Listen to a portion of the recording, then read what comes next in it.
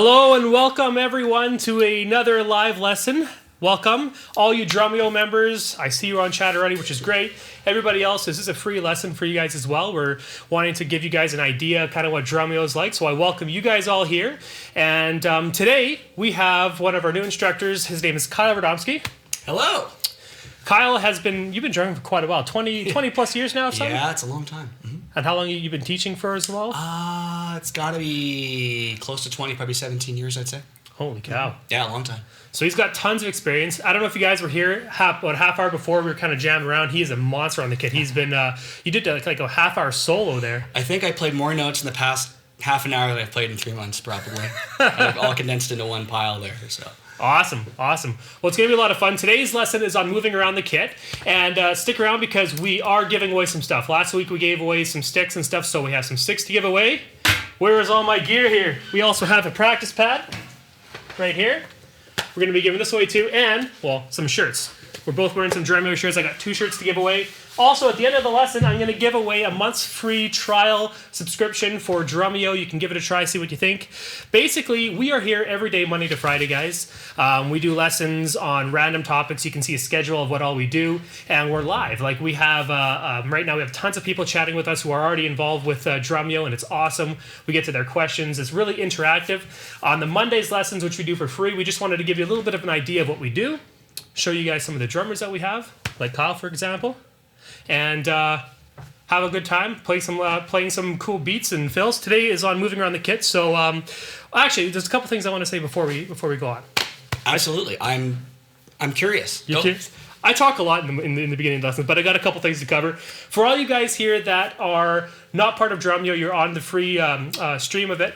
You can chat with us by signing into Facebook right by the chat or right by the video there, and I encourage you to do that. And what we're going to do is, for the giveaways, I'm going to pick random people who post on the Drumeo Facebook page. So go to facebook.com/Drumeo and like that page, please. And what we're going to do is throughout the lesson, I'm going to be just doing some random, maybe I'll just do random posts if you guys want to post something. Or here's a great one. Post something that you'd like to see, a lesson that you'd like to see on Drumeo. Maybe post what's your one topic that you would really like to see a lesson on Drumeo. Post that on Facebook, on the Drumeo page, and what I'll do is I'll select a random one and we'll do some giveaways. That's a great idea. Cool. What was the other thing I was going to say? Oh, yes. I don't know. So we've had a storm out here, and throughout the day, the power's been on and off. Yeah. Mm-hmm. And so we're kind of worried that the power's going to go out. So we got a backup generator here. We're ready to go. So if we do shut down all of a sudden randomly, do not leave. Give us a couple minutes and we'll be right back up. But it's like a crazy windstorm out there. It's crazy out there. And, it's funny, kind of ironic, this is an acoustic instrument and we'd be shut down by power failure. But I know. It's because of new technology, man. We're going places. And to go places, you got to have power. I know, it's crazy. But when the power was out, everybody else had nothing to do. I was down here practicing drums because they didn't need any power. Exactly. What happens at a nightclub when the power goes out? Drum solo. Yeah. Every time. Every time. Okay, cool. So that being said, that was a mouthful. Why don't you start? Hi. Start explaining how to move around the kit. Oh, I think first I'm going to start by introducing myself, because my name is Kyle, and I'm a drummer.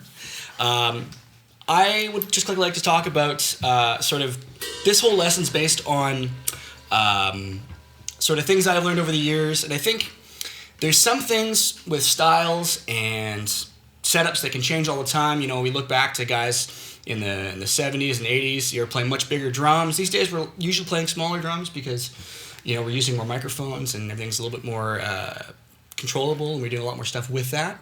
But because of that, we can place the drum kit a lot more conveniently to our needs. The drum set's a pretty new instrument. It's only been around maybe 100 years or so. Okay. As a complete pile of stuff, if you will. So something I think that's really important, especially, and this is something you can take as a beginner, as an intermediate, even as a pro. I know I'm still constantly changing little things here and there, is how to set up your drum set. Because that is the very first place you need to start. Because if you set it up wrong, it's going to create bad habits, and there's a lot of things you're not going to quite figure out. You go, gee, I'm working on my single strokes, but I can't seem to get them around the drum set. Every time I try, I'm like, I'm doing this. You're wasting a lot of energy. There's one thing you can't cheat, and that is gravity. Gravity will always win. Yeah. It's you have to respect it. It's the law. Look into it. It's science, guys. Really. But seriously, I sound like Michael J. Fox for a second there. Sorry about that. seriously, the way you place everything is really important. And something that's really unique about a drum kit, you may or may not know this, is that everything has an adjustment for a reason. You look at like a guitar, well, everyone's got different sized hands, but there's a pretty finite amount of space there that you need to cover. Different guitar necks and things make a difference. Drum kit, you've got hi-hat stands that'll go from probably, super low to, this one will go up to here, I'm like 5'8.5". Other instructors are probably over 6 feet. Mm-hmm. There's a good chance their reach and their setup's gonna be a lot different than mine. And there's the thing about setting up your kit to look cool, which is great, which doesn't necessarily work best for performance. Sometimes when they shoot videos, even something like this, a guy might like his cymbals a little bit higher because he's more comfortable with that. They have to set them lower though, so that they're in, not covering up his face or that sort of thing. Actually, one thing I like to take a big cue from is a lot of the new gospel guys. They set up really ergonomically, meaning, of course, comfortably to the body, right? You've got bass drum pedals that can adjust a million different directions. You've got hi-hat stands, all the tom mounts these days. You can mount your drum sideways if you want to, which is great, I guess. But the whole purpose of all those adjustments is so everything is where it needs to be. Well, how do you know where it needs to be? Well, okay. First, we're going to start with our feet. If you look at the overhead shot. Yeah, over at camera. Yeah. Oh, there's the feet. Whoa, jeez. Okay, good. Camera 2, great. Okay. So here we have the bass drum pedal on this side, of course, and we have the hi-hat pedal on this side. Now, the best way I can explain this, I'll borrow this from a great drummer named Billy Ward, who talks about having chicken at someone's house. So going over for dinner, right? When you sit down, you put your feet down, just naturally. You don't put your feet down like this, really skewed. You don't put them down like this, I can show you with my hands too if you want on the overhead. So yeah, like you position your feet, you try to plunk them down just like that, right? You wouldn't go like this, you wouldn't go like this. A lot of times I see young guys playing, their hi-hat, the hi-hat stand is like super close to them, right? The problem with that is really simple. It's your balance. If you've got your hi-hat stand super tight to you and your bass drum's farther away, unless your legs are 6 inches different in length, which I doubt they are, what you're going to have is a huge balance problem. If you take your feet off the pedals, you're going to fall over this way or this way. So first thing you're doing is you're fighting your body because your center of gravity is not over the throne, you're not balanced. So you're already struggling to hold yourself up. If anybody's ever played on a stage that's uneven, you'll know that feeling because you actually feel like you're constantly leaning one direction or the other. Yeah. So, for me, I've got really small feet. I have tiny, tiny feet. I wear like a 7.5, 8. I've got really small feet. That's probably the smallest feet of the drumming. I know, isn't that crazy? And, make your jokes as you will. It is what it is. But I'll tell you, I save a lot of money on shoes. Do you? On shoes. Yeah, no, anyways. Where's the rim shot for that? Yeah. We'll spare that being the obvious thing with a drum kit. I like to place my pedals so that the balls of my feet are kind of right in the middle of the board. I spent years sitting too close to my drum set. Didn't even know it. It seemed really comfortable to me at the time. In fact, one of my shoes used to have a chain groove in it. No way. From my feet being so far forward. And I couldn't understand me playing like 4 hours a night. I played a lot of nightclub gigs where I was playing 6 nights a week. And my foot would be so tired by the end of the night. I'd be playing funk and rock and stuff. And I'm like, man, my foot's killing me. And I look down, there's a chain gouge like this big in the shoe. Because I've been riding the pedal so high. So don't do that. Don't do that. Okay. Because you're not taking advantage of the leverage of the pedal. Right, a little farther back, let's see right there, yeah. Make sure the hi-hat stand too. A little farther back's good. I like to have it so that my knees are kind of both in the same position. I actually like my hi-hat pedal and my bass drum pedal the same amount of throw, so how I adjust my hi-hat stand. It's comfortable for me. Some guys like it really shallow on their hi-hat, so there's very little throw in the cymbals. I like them about the same. My hi-hat does tend to be a little bit closer to me than the bass drum pedal. That's because of where the middle of the pedal board falls conversely to the bass drum pedal for me. So, but it keeps me square. If you look where my body's positioned right now, I'm kind of going forward across the drum set. I'm not sort of turned this way or this way. You'll see some guys on their kit will sort of play this way, which is great if you're playing these 3 pieces, right? When it comes to getting over here, it's like, you got to write a letter to the floor tom to make it do something because you got to go all the way over here. Your body goes... You're going to go back to this, and you're actually kind of pointing that way, which, you probably want to face forward. You see some guys who have a bass drum off-center a little bit. Yeah. Or, kind of like what they call like an offset double bass setup where they've got the drum way over and the 2 toms in the middle. That puts the snare drum right in the middle, right? So that makes a big difference, okay? So we got the kick drum, we got the hi-hat placed. Now we need to look at the snare drum. Well, why are we focusing on these 3 things? Almost, I don't know, what do you say, 75% of what we do is involved in these 3 pieces. You know, ride cymbal being the next most important thing. Sure. Yeah. You want to place everything based on those things because that's where you spend your most time. This is home, right? So snare drum. Where do we put the snare drum? Again, depending on your height and your size, that's gonna differ. Because I'm kind of short and I have stubby arms, I have sometimes a hard time putting the snare drum exactly where I want it. I'm not gonna get too deep into technique and stuff here, but really simply put, you want the drum so that it falls naturally at your hand. The easiest way to know where that is a 90-degree bend in your arm here. You don't want it too far down. Here, I use this arm. Thank you. Like that's bad. That would be bad.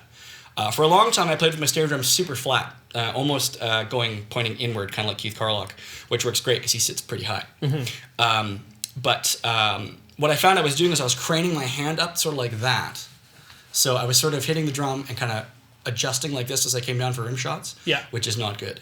So just to kind of reiterate kind of what you're kind of talking about here, you're spending quite a bit of time just on basic kit setup. And we haven't even started talking because, I mean, there are exercises to this. Mm-hmm. You got a couple exercises just on basically moving around the kit, but for the most part, there's a huge part of it of just making sure you're comfortable, I guess, right? Absolutely. I mean, the exercises will be so much easier if you set this stuff up properly. If you don't, it's going to be like running the gauntlet all day long. Exactly. Which is great for gymnastics, I suppose, or an aerobic workout, but if you want to get better.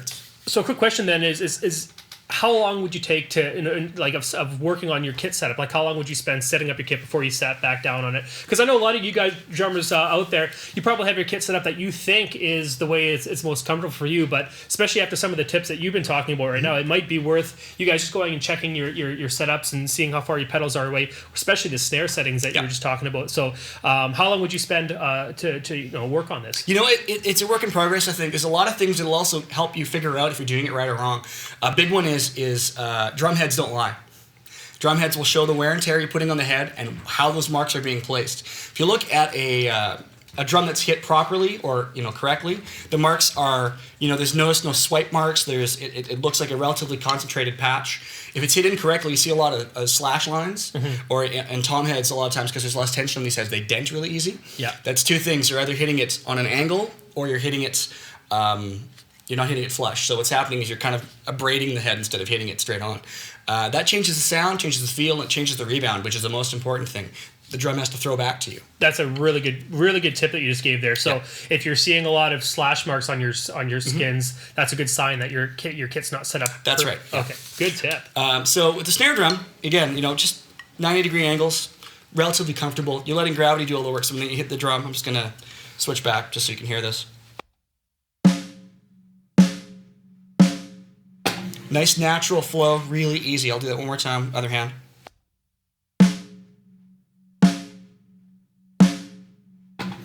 There's no tension in my body, nothing's, moving weird out of that. It's just going straight up and down. I noticed your hand wasn't also hitting your leg. No, that's a big one. My hand used to always hit my leg when I played the snare drum, and I had to adjust it. Here, let me give an example here. I'm going to play a little bit, and this is something I see out of my students, and it drives me bonkers, but you may recognize this, guys. You probably want to go to the overhead for this.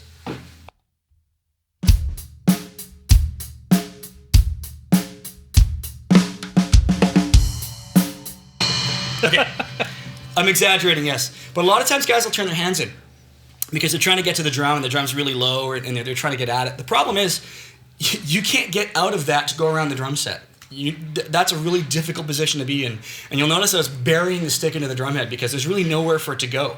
That's a really common one, and it doesn't help you at all. It's going to make it much harder for you to improve past that. Another quick thing I'm going to mention, I talked about the feet, obviously, is the seat height. There's a trend nowadays with guys sitting a lot higher. There's actually a lot of advantage to sitting relatively high.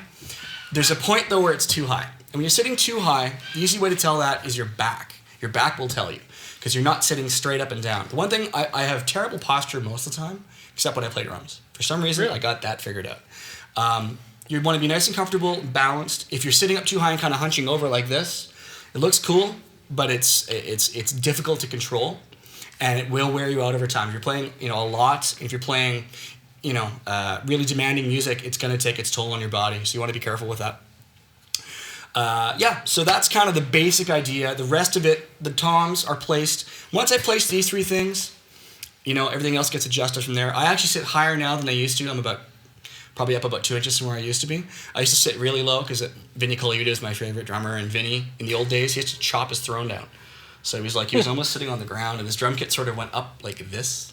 Yeah, that's way too low. It was cool, but man, your knees, you feel it. Too low for me, Oh boy, you feel it. Especially play double bass, you'll be kicking yourself. It's true, and you look like a praying mantis, which I guess is kind of neat, but it doesn't take long. Can I pause you for 2 seconds? You can. I'm going to give something away here. Sure. Because I'm looking at the time, and I'm like, oh man, time's going by pretty quickly here. So I just want to say, if you guys haven't already, like Drumeo's Facebook page, and go on there and post what lesson you'd like to see. One of your most, I guess, desired lessons that Drumeo Live could do for you guys. And I'm going to randomly pick one here. I've got tons of them already. Pick number 50. It's the 50th lesson. 50. Oh, I can't count to 50 live. You should have a cake or something. What do you do for 50 lessons? I don't know. And you can't just post, I want a shirt, Stephen Bishop. I think I've already given you a shirt. So, good try. But anyway, let me just pick one here. This one here is from... Okay, here we go. Rob Matthews. I improved multiple bounce roll by adjusting the snare. Oh, that's not it, what we were asking for. Rob Matthews. Whatever. You get a shirt. Email me. That was actually a kind of a tip, or I guess a comment to what you're saying. He improved his multiple bounce roll by adjusting the snare height and angle. Absolutely. And throw height, just like that. Absolutely. So Rob Matthews, thank you very much. Here's your shirt. Come grab it. Actually, email me, dave@drumeo.com. I will send you one free of charge. You don't have to pay anything, no shipping, nothing. You get a free shirt. I'll do one more shirt here. This one, I'm going to choose someone who's answered the question. Let's see here. Maybe I should read it before. What was the question? What do you want to see? What kind of sorry. I have a short attention span. You're a drummer. Oh, sorry. I have a short attention span. Oh, what? Okay, here we go. All right. This one's going to be... Okay. David McNamara? McNamara? I can't see it. I don't know. McNamara. David, you have won another shirt. McNamara. So, he said, how about a lesson on brushes? Oh, yeah. That is a good idea, and we actually have brush lessons coming up in about a month. There you go. Email me, Dave. Did I just hit the camera? I think you hit Dave. Dave at Drumeo.com, sorry. And a lot of these lesson ideas you guys are talking about, double pedal technique, let's see, rock, salsa. We have all these lessons actually coming up already in the members section. We have, like I said, 5 lessons a week, and they're similar to this. And we actually have a chat going right now with people involved with the Drumeo lessons, and they're asking questions too. We have a bunch of questions to get to, so let's fire through these so we can get to some of these questions. Lovely. Okay, and we also have sheet music too. If you guys, even the free members, can download the sheet music for it. Under the video, you can go to Get Lesson Resources and download the drum notation key, as well as the live lesson resources, which for this lesson has MP3s with it as well. It does? It does. Oh, that's right, it does. I checked that out. I exported all your exercises here, which I gave in 3 different tempos. One of them is super fast. Yes, it is. Like, good luck. I listened to that and I was like, yeah, it's cool.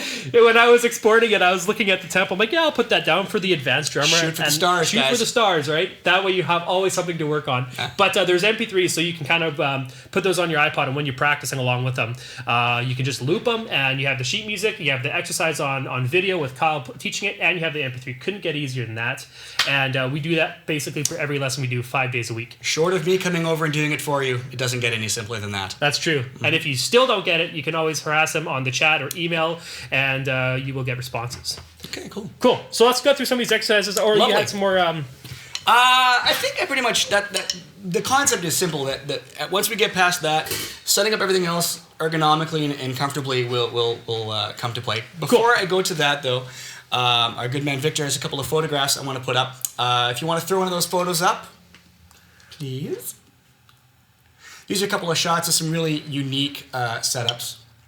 This is a guy named Donnie Wynn who used to play with Brooks and Dunn. If you look at the kit, you notice there's 2 rack toms on one side, 2 on the other. Hi-hats are in the middle. He's never crossing his hands when he's playing that way.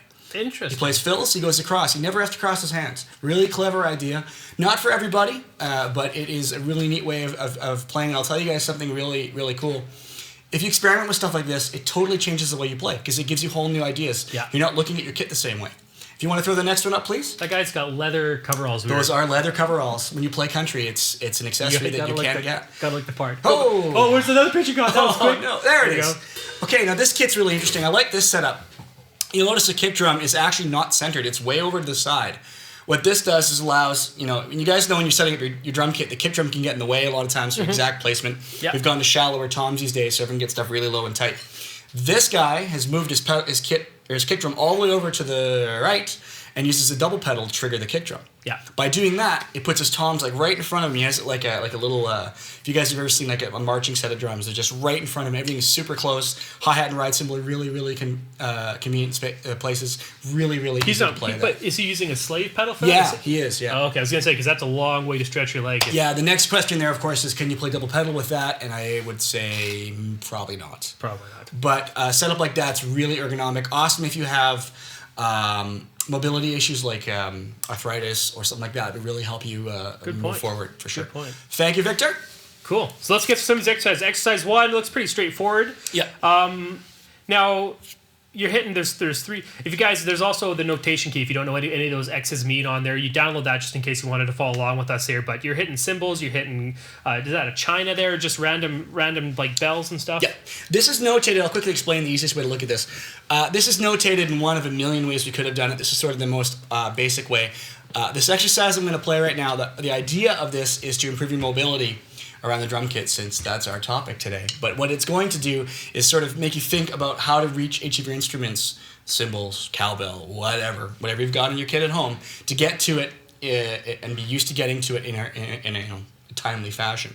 So what I've got written here is sort of a setup, assuming you had 2 cymbals. You can do this with whatever setup you've got. If you've got 3 pieces, great. If you got 100, exercises can take a little longer, but you'll get through it. Okay, so the first example is right hand only. This is taking it around the drum kit. I have it notated as 16th notes. It can be anything you want, but I'll count it as 16th notes for this example. I would hope most of you know what those 16th notes are. Should I give a quick... No, we're good? Yeah, okay, we're good. Yeah. Here we go. Example 1, right hand only.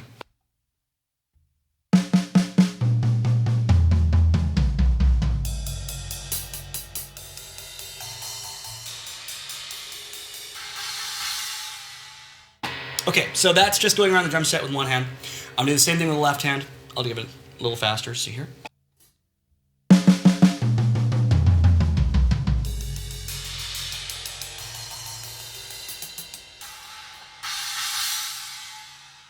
I went for the gold and I missed. Yeah, exactly. Now you'll notice that there's only 3 cymbals. You got you got your hi-hats on there. It goes actually on the sheet music. You go snare, hi-hat, tom. Yes, it does. But I guess right now you're just. The whole idea is just to move around, right? Yeah. The first couple times you do this, you want to kind of go in a sensible pattern. I'm kind of going drums, then cymbals. That kind of makes sense. Now, when you vary the pattern, you can kind of go, you kind of want to pick random pieces because you want to go from here to here to here to here. And I'll tell you, that's going to be a really key way of knowing if your kit's set up well or not, because if you can't get to it quickly, you might need to look at moving some stuff around. This is actually kind of, it can be easier on a big kit because there's so much stuff in such a small space. Yeah. You can actually get to it a little faster. In a kit like this, it's a little tricky, obviously, if I'm going from hi-hats to that china. But so be it. So here it is. I'm going to do it now. Let's see. Single strokes? So single strokes, sure. I'm going to give you a little bit more of a random pattern, too. So here we go.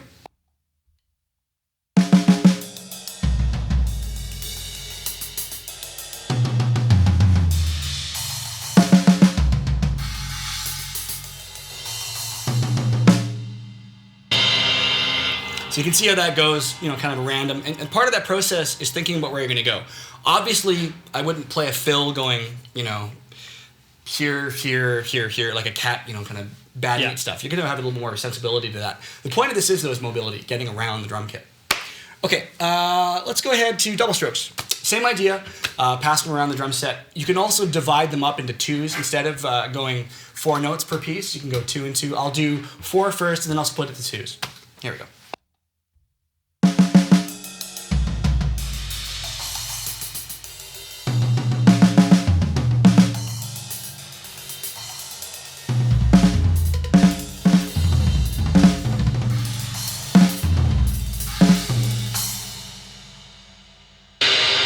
So for me, when I do these kind of exercises, I'm not thinking musically. No. All I'm thinking about is exercising, moving, and for me, I mean, I'm not the fittest guy here, so moving down to these floor toms sometimes can be a bit of a pain. Yes. And same with moving up to all the different cymbals and stuff. Exactly. Right? So it's all about getting your arms moving around the kit. Also, like you said too, is training your mind to know if you want to hit the bell of your ride. Where's the bell of the ride? You should know, right? Yeah, that's a great point, and that's the truth. These are designed as exercises to practice to improve something else. It's like weightlifting. You know, you do weightlifting to improve your muscles. It doesn't happen overnight. Like you can't lift. You know, a guy says, "Okay, lift 100 pounds." Yeah. 50 reps. You go, oh, I'll just lift 5,000 pounds once. It's the same thing. No, it's not. Nothing replaces time and focus put onto what you're going to practice. So the whole point of this is to get around the drum set. It's kind of fun. Yeah, it's kind of goofy too. You know, it's sort of like, whoa, you know, what am I doing with this? It's some important exercises, though. It is. It's one of those things, you'll practice it for a while and you go, oh, cool. And then you'll go for something and it'll happen, though previously you couldn't get it. Like, whoa, what was that? Man, I got it to work. That's great. Okay, so now we're going to move to triplets. The reason I wrote it as triplets is because this is one that gets overlooked a lot, especially guys that play rock a lot of times. If they've never studied jazz, a lot of times they're afraid to study jazz, and you know, they're a little confused by it. Not to say that jazz is confusing, because it's not. It's just a different feel, different pulse. Triplets are really, really important. You know, if you're into John Bonham, man, it's all about the triplets. Totally. So here's the same examples in triplet form. It changes your phrasing too. So we'll do it first. You know what? I'm going to do single strokes. I think you guys are probably getting the concept. So is that okay? Yeah, that's fine. Yeah, skip ahead to single strokes in triplet form. Here we go.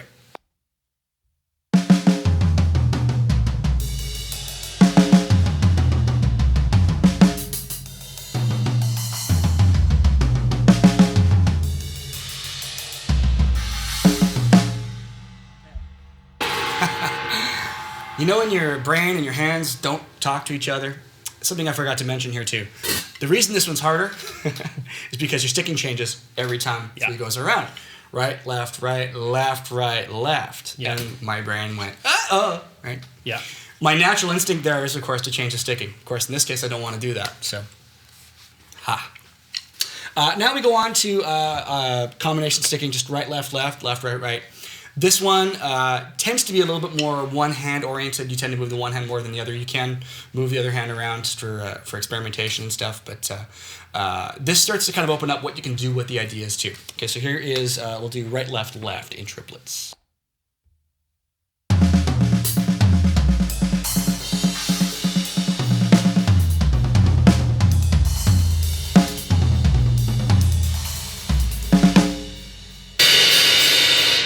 Just lets them ring. Man, look at that. There we go.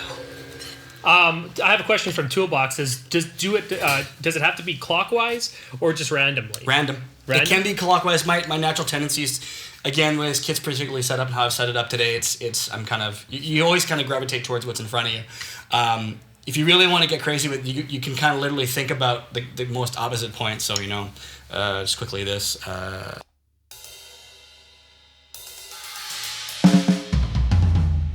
I'll try some more.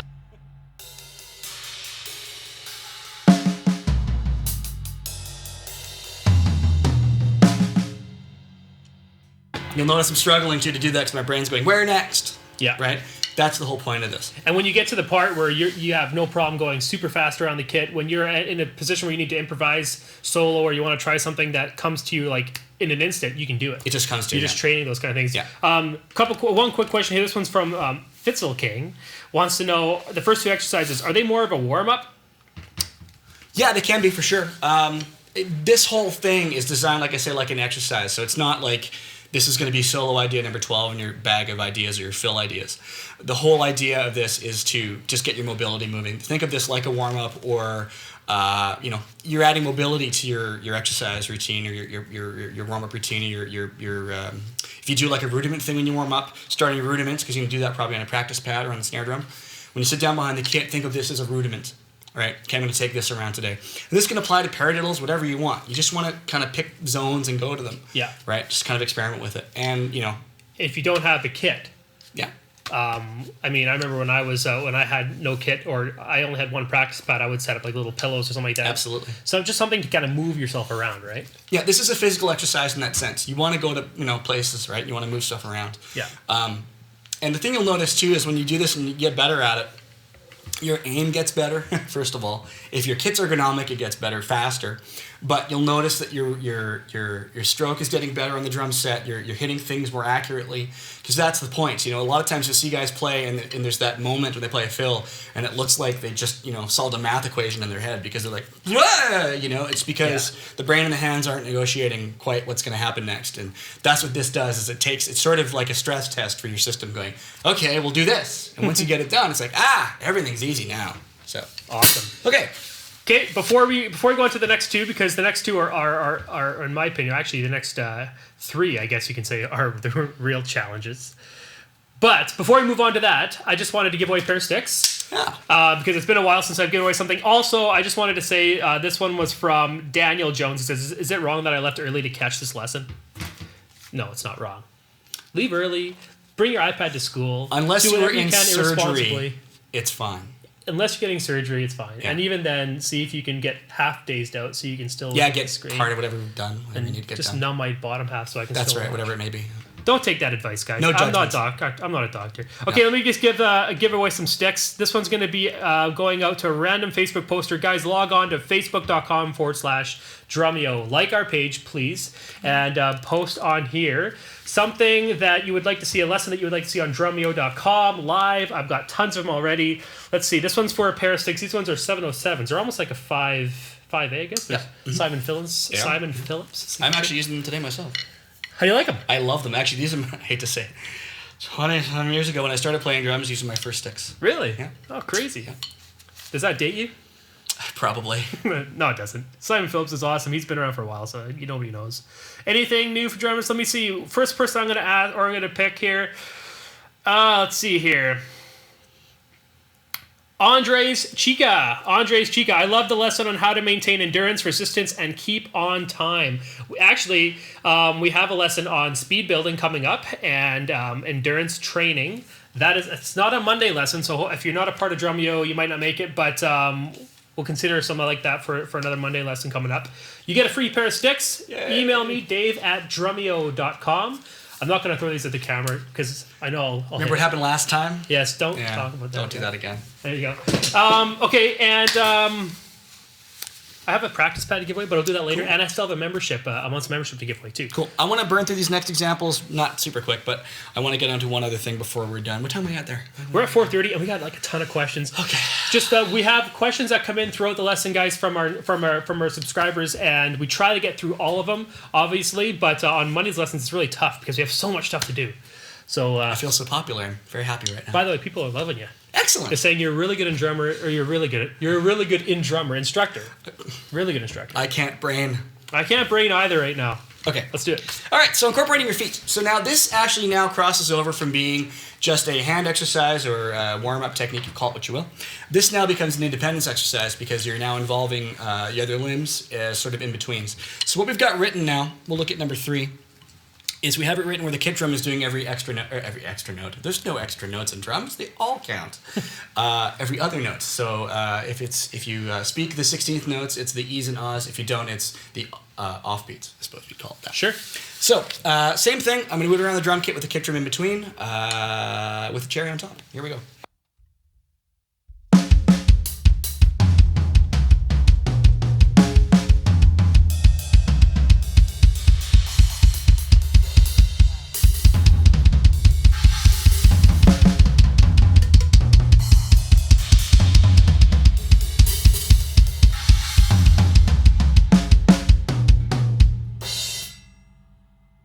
There you go.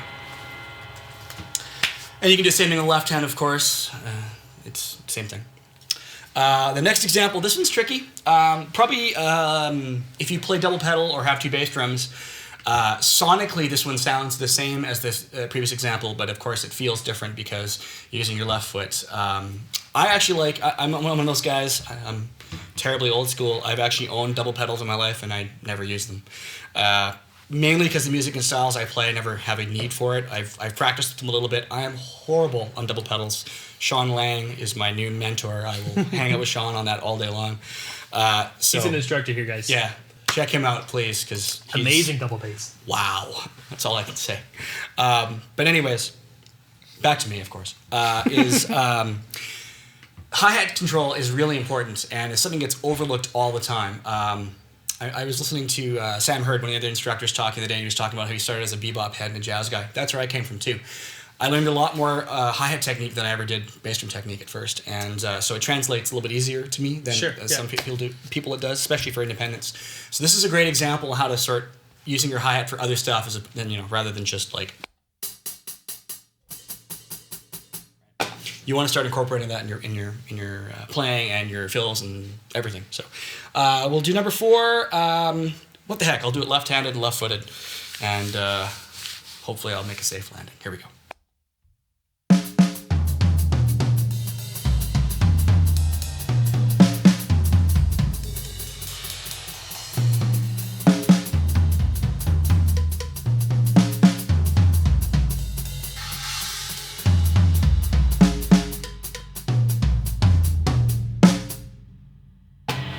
And that's another thing I just thought of.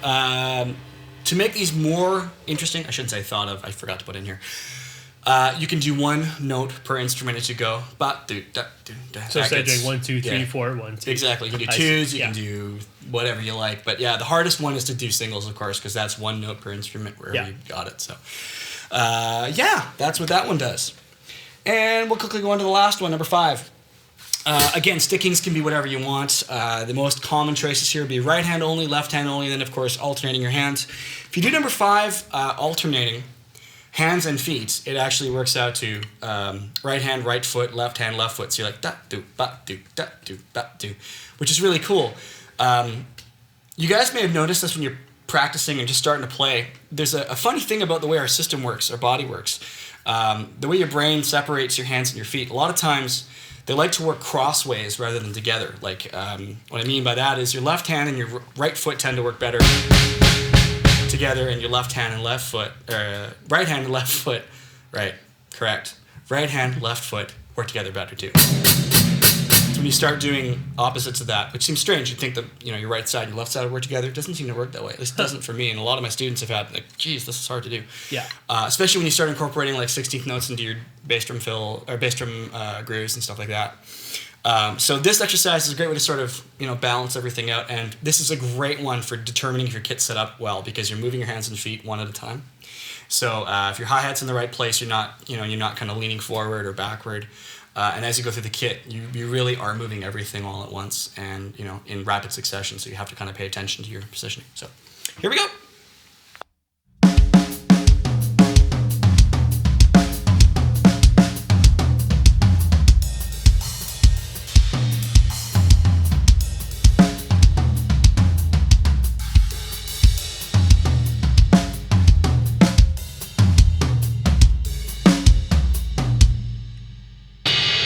Cheated at the end there. I did 2 rights in a row. I admit it fully. But you know what? That's a tricky exercise to do. It is. Very tricky. Yep. Even like if you guys wanted to do that same thing on double bass too, it's a great, if you can get that really fast, it's a great way to start building speed around those kind of fill ideas and stuff. But I was gonna say again, like I said before, this isn't all about being musical right now. And as I was listening to that, I can think, that some parts sounded really cool, and then I'm like, well, they don't need to sound cool. No, that's right. This is not about sounding cool. This is about just building those muscles up in the mind. Genius that you are. You just gave me a great idea. Ooh. I'm going to give an example of a fill that I ripped off of Vinny. Okay. That actually uses number 3. What I'm going to do is I'm going to play a groove and I'll play a bar of the fill. The bar will be... just trying to think of what it is. Triplets. Okay. Doing number 3. So it's orchestrated in triplets. 16th note triplets, I think. Really basic, actually. I'll just do it with the right hand and right foot as it's written there, and you'll see what I'm talking about. But I'll do 3 bars of a beat and then the fill, and you'll see how even this can be a drum fill.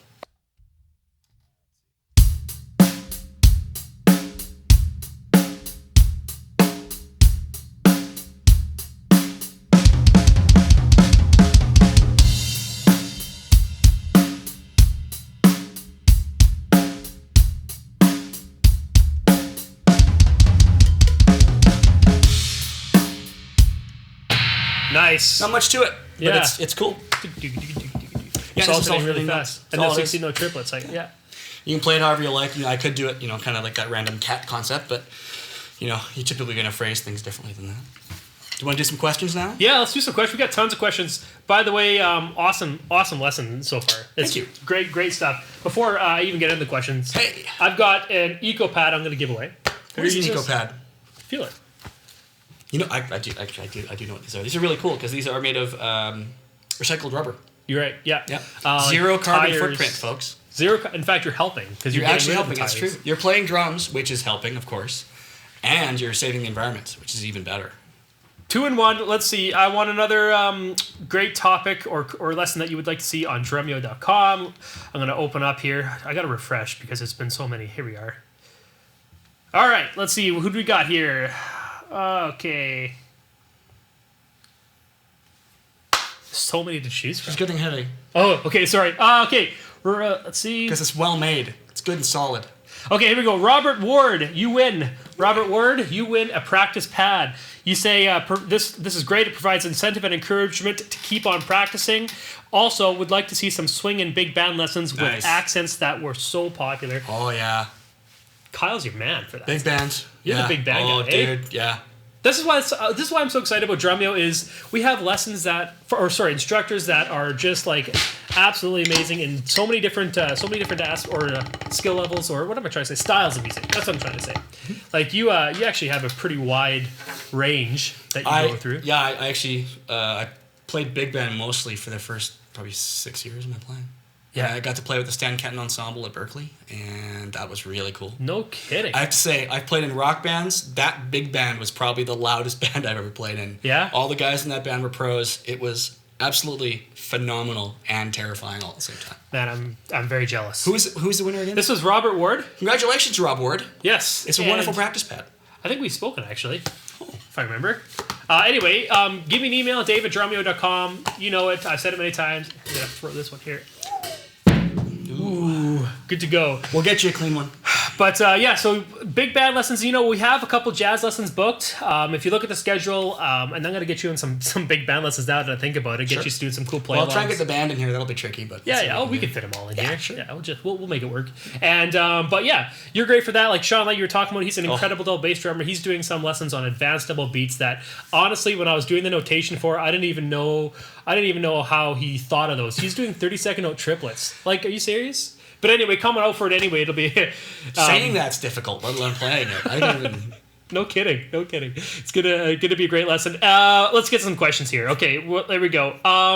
Adele Bourgeois says, on the internet, there are tons of sites for sheet music on guitars. Why aren't there any for sheet music for drummers? I can't find any notation for my favorite songs. Now, you also do a lot of cover band stuff, so you do a lot of notation stuff. Mm-hmm. Have you ever found websites that have a lot of notation like that? You know what? They are less prevalent now, it seems. There was a real boom, I guess, probably 5-6 years ago for what they call drum tab. Yeah. Which is a text, meaning... not notation, done by keyboard, like using like dashes and X's and stuff. Circles and X's and all that. Which was kind of neat. It was really, I think it was well intended, but the problem is drum notation, though standardized, isn't always the same. That's part of the problem, and also to do what they call drum tab, which is still kind of reading music. It was not accurate. First of all, it's people doing it that weren't quite able to transcribe them properly, and secondly, you didn't have the proper way to understand how to read the tune, or there's lots of mistakes because they couldn't actually notate a lot of things. I had students bring me stuff, and if it was really easy, like say, well, I shouldn't say easy, nothing's easy if you're a beginner, but like a Green Day song, which is pretty straightforward in the sense it's probably 8th notes, 16th notes. There's not a lot of 30-second note triplets, though some. But impossible to notate in that style because it would just look like a mess. Yeah. So there's that. And plus, to be honest, I one of my other jobs, I work in a music store, and I do see a lot of all the books and everything that's out there.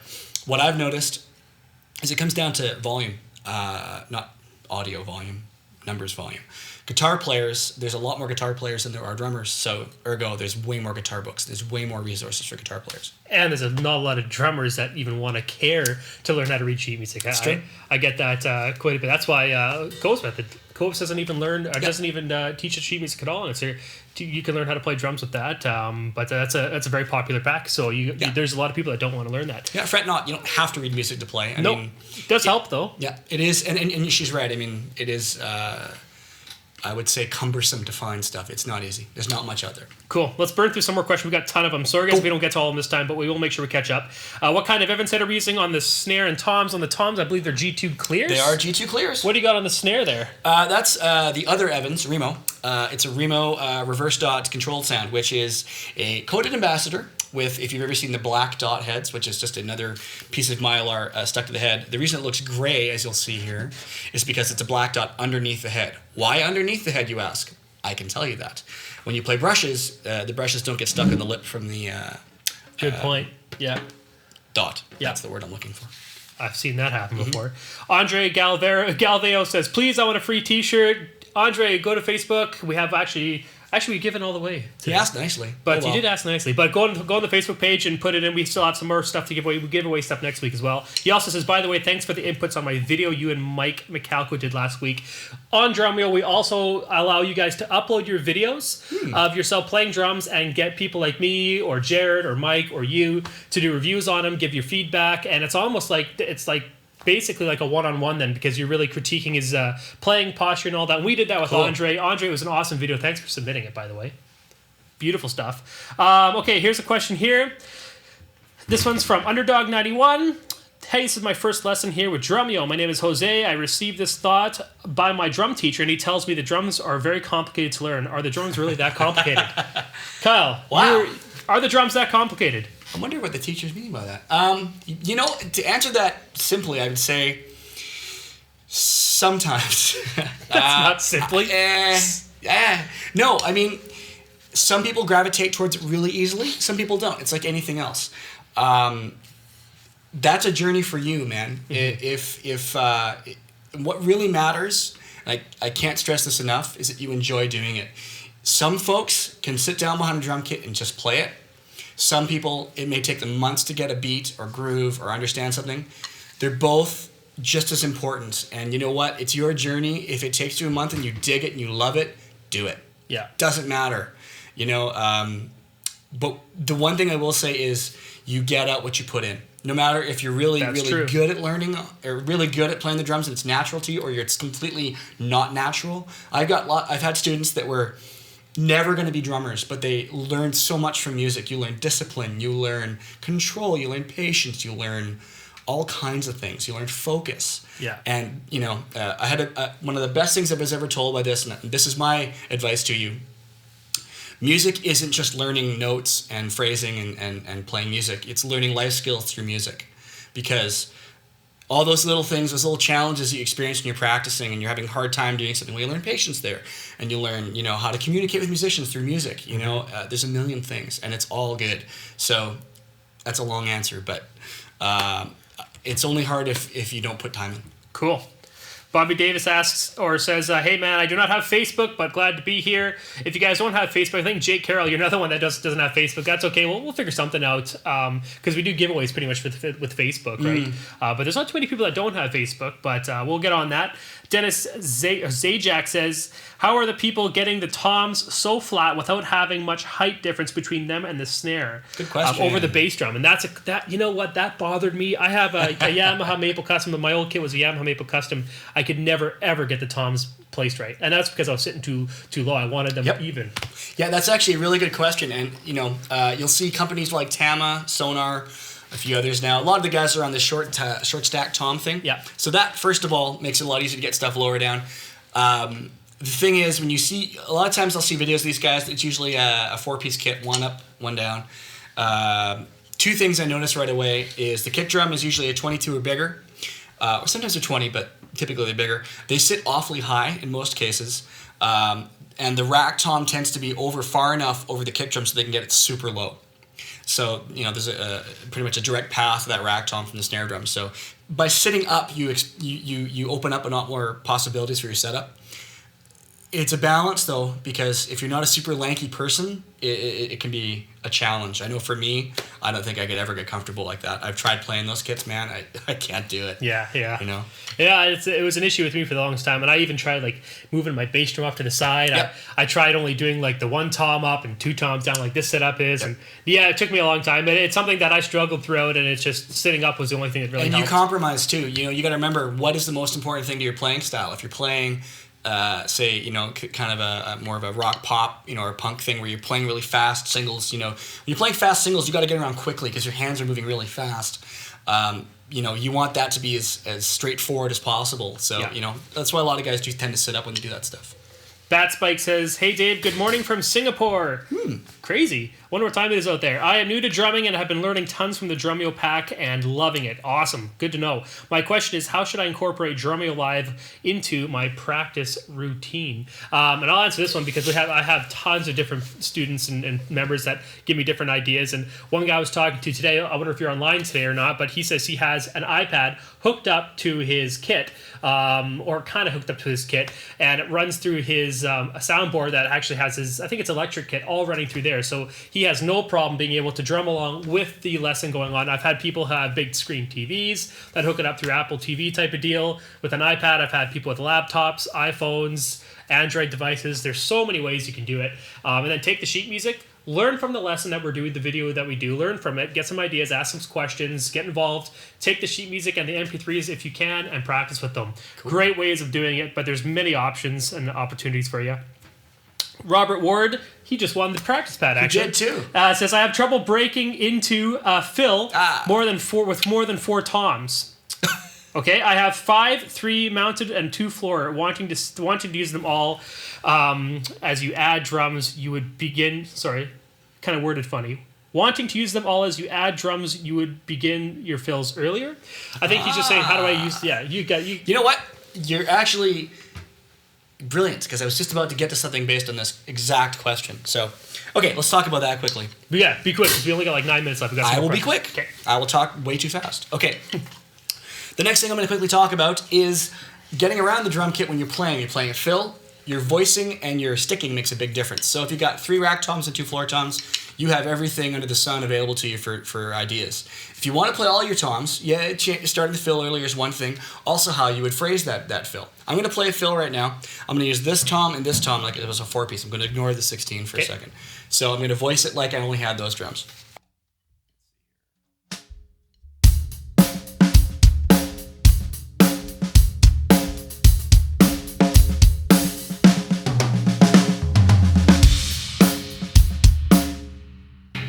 Cool, so that's a fill. So now I'm going to do the same kind of fill. I'm going to add the extra drum.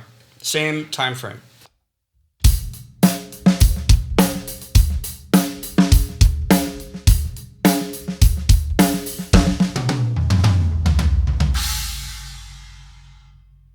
So I changed my phrasing. I added the extra drum. I actually played the same fill, just adding the extra tom. That's a big thing. One thing I want to talk about based on that is the more drums you have and the more stuff you're trying to get around, the most common thing that happens, and this isn't something we notice as drummers. If you start playing with the band, though, your bass player and maybe the guitar player will start getting angry about time. You have to keep time when you play your fills. Now, there's a million resources through Drumeo that will explain a million other things about this, but the most important thing is when you play your fills, you have to play through them just like you're playing your groove. Mm-hmm. This locks down time. That fill has to be exactly the same.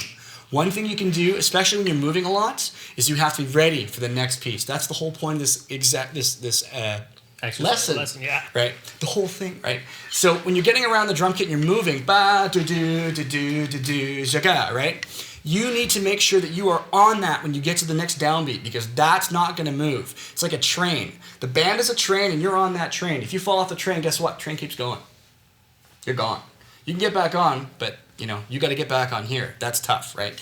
So one thing I like to suggest to my students is breathe. A lot of guys, some guys hold their breath when they play. You ever seen that? You ever done that? I see almost pass out too. Yep, absolutely. When you get stressed and you get, tense, it's, because you're not confident and you're not sure of a sticking, so you're like, right? That translates in your playing and it comes across. Just like when you're trying to be confident, if you're, you're trying to get a job or something like that. It's like you come across nervous, you're going to be nervous, right? Yeah. You need to portray not being nervous. So when you're playing, you want to make sure that you're on that. So what I suggest is try breathing through the fill. Ba-da-do-da-da-da-da-da-do.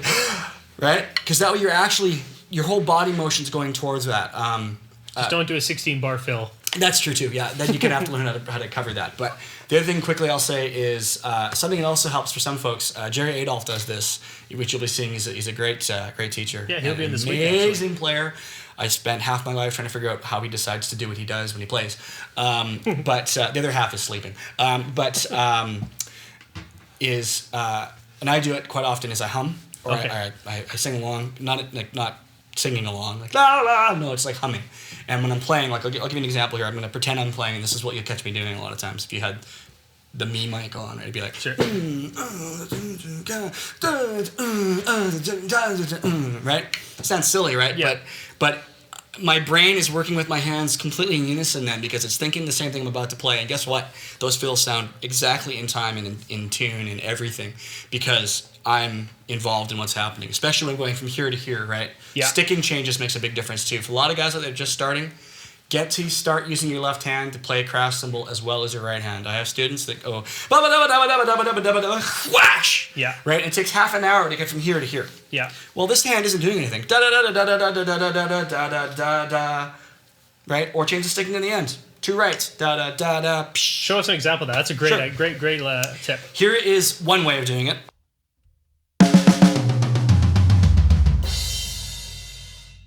Doable but tricky. Here's another way of doing it.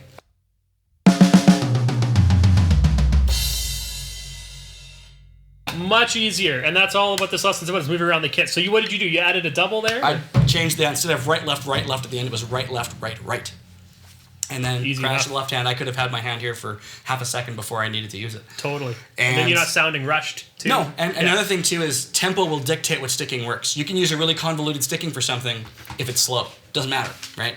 I got to cut you off, Kyle, Okay.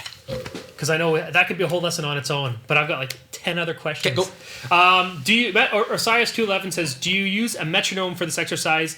I guess you need 4 or 8 things to hit. And I just want to say something about these exercises. Now, when Kyle was doing them, he was kind of just improvising and all that. Mm-hmm. On the MP3s that I gave, I do have 60 notes on each one, 4 on the drums, 4 on the snare, 4 on the toms, hi-hats, whatever. I would recommend putting on a metronome just so you don't kind of go all over the map. But I'd also recommend doing both ways. Practice the way Kyle was doing it originally with like just improvising, but also kind of keep some structure to it, just so you have first off a roadmap too. So if you're a beginner, you don't want to go to the 2 same toms all the time. At least gives you an idea of going all around. And second off, I would say make sure you're practicing these. What was the second thing I was going to say? Oh yeah, sorry. With these cymbals here, if you don't have all the cymbals, just use the same cymbal. Yeah. You don't have to have all the different cymbals that we have. Doesn't matter how big your kit is. You can there's always going to be a tricky transformation from like a ride and a hi-hat or from the 2 toms, whatever. I mean, it doesn't really matter. Cool. Let's give away a month's free membership for Drumeo. Cool. This is going to be sweet, you guys. I don't know if you guys are here, if everybody's been here the whole time, but we do this kind of stuff every single day, 5 days a week at different times. We have a full schedule out for the next 3 months. You can see the lessons you want to hit. Beginner, intermediate, advanced, all different styles. Different instructors. Last week you saw Jared on here. You've seen a lot of Jared, I'm sure. So we're gonna try and get some other drummers in here as well, like Kyle. Like lot of Jared. I think next week we have. I don't want to say who it is and not be that. So so I won't. But I think it's Callum Reese actually. Cool. But we have a whole bunch of different drummers on there, so it's an awesome resource to be a part of. We have an awesome community of drummers in there already. So let me pick a random one from the Drumeo Facebook page. Go to facebook.com/Drumeo, like us, and then post what you would like to see in a Drumeo lesson, what topic.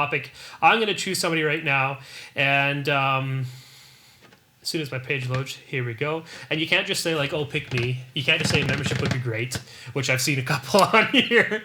True, but still not really very creative, folks. Here we go. I'm going to choose one that's very recently. Easy drum roll.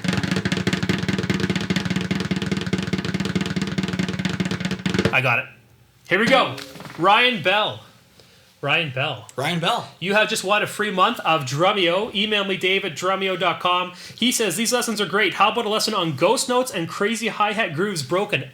And you know what's cool about that is not this week, but the next week. The whole week is dedicated to ghost notes, dynamics, and accents on making your groove sound that much better. And another thing I was going to say is how do we choose our lesson topics? Well, we have a community of drummers like you guys who are posting in the forums saying, look, can we do a lesson on this? Can we do a lesson on this? Also, I try to keep the weeks kind of theme-based, right? And this lesson... Like Shark Week. Yeah, like Shark Week. Cool. This one's on Moving Around the Drums Week. No, but this is on just beginner practice pad exercises, warm-ups, getting used to moving around the kit, and that's exactly what this lesson's about.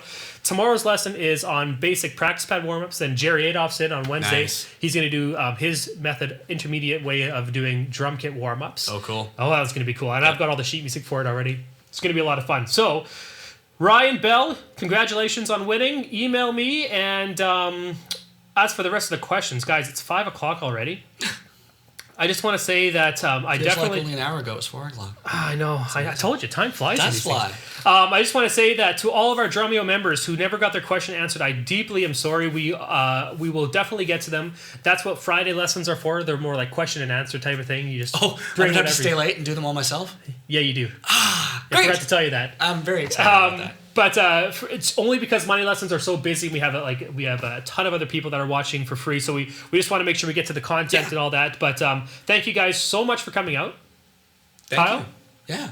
It was a blast. Thanks, man. Yeah, it was an awesome lesson. People loved you out there. You did. It's like the lesson exercises were great. Excellent. I'll see you guys all tomorrow. And for those who are on here for free, I'll see you guys next Monday. And I'll be back eventually, hopefully. You're back next week, actually. Yeah, is it next week? It is next week. And I think it's a Friday lesson, actually. I think you're right. So you will be here I for a will be long here. time answering questions. All the questions that you guys had for this one come out next Friday because Kyle will be here. And you're a plethora of information, man. I have way too much information in my head. I would love to share it. Yes. You do a good job of it, too. Thank you. Thanks very much, guys. Thanks very much. I'll see you guys all next week. And for you Drumeo members, I'll see you tomorrow.